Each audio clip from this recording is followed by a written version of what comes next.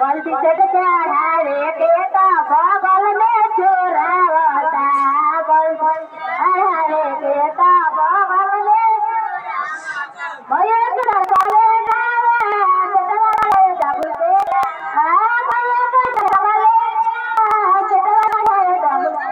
अरे देखी है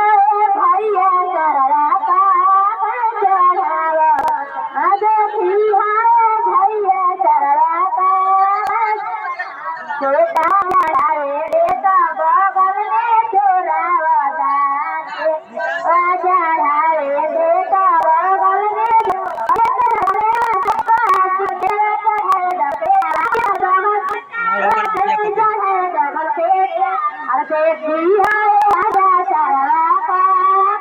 करा